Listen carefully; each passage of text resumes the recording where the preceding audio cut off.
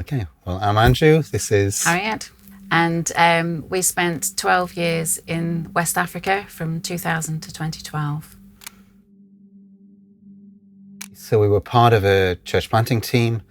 We were in a Muslim country, so we also had to, we also worked in development work, and I was the country director for a non-government organisation there. So I did a gap year in between school and university, and spent a year in the Sudan, where I was working with refugees from Ethiopia. And during that year, really sensed that the Lord was saying to me, one day you'll come back to North Africa. That ended up being many years later, but we always kept that vision, kept that dream alive, until eventually towards the end of the 90s, we began to explore a lot more seriously.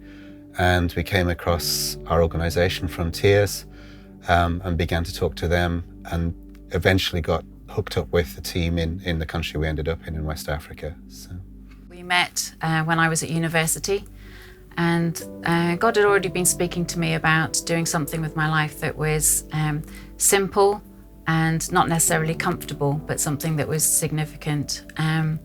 And so when I met Andrew and heard what he was talking about for his future, and we were getting to know each other, it seemed like a really good fit. first of all, I think we blessed a lot of people through the development work that our organisation was involved in. We worked in the slums of the capital city, and I think were able to save lives. We were able to help communities develop. We help people to earn income. We ran street kids programs and various other things while we were there. So a lot of practical help, but equally spiritually. The country was almost 100% Muslim. And so being there as a Christian team, demonstrating the love of Christ, both through the works that we were able to do, but also the conversations that we had, many conversations over the years, the relationships that we formed, made a real difference in people's lives. And, we praise God that today, even though it started very, very small, there are growing numbers of people following Christ in that country from a Muslim background. So, yeah. Yeah, and I think, as Andrew said, we lived in the slum neighbourhood. And in 2000, when we went out, we had 3 very small children. Esther was just 11 months. And so we lived the 12 years in the same neighbourhood and had the same neighbours for most of it. And I think our lives, modelling, parenting, our marriage, living just under the spotlight, but really modelling what it is to have a Christian marriage, a Christian household, to be training children. We were very well known in the neighbourhood and well respected, and I think that modelled a lot as well to people who didn't know any other ways of living.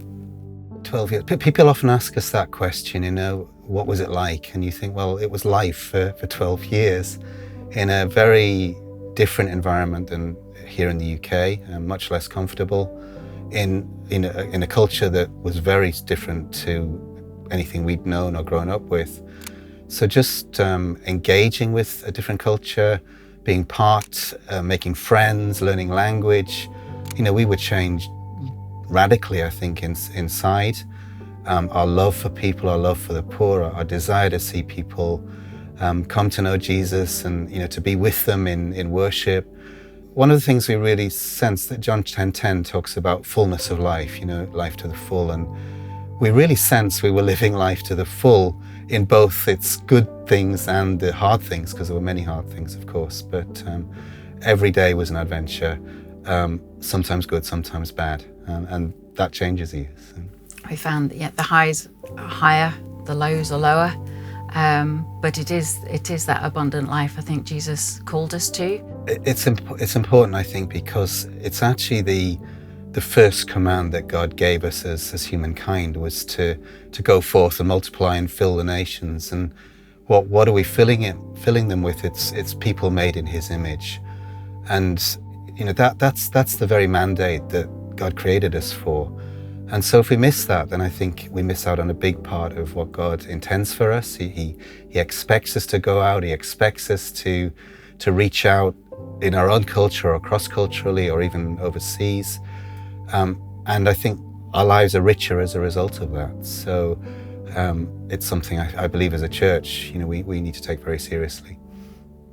It's really simple. If somebody has a vision, got an idea of where they'd like to serve a place or a country or a people group, then they need to talk to the mission team. Our details are on the website.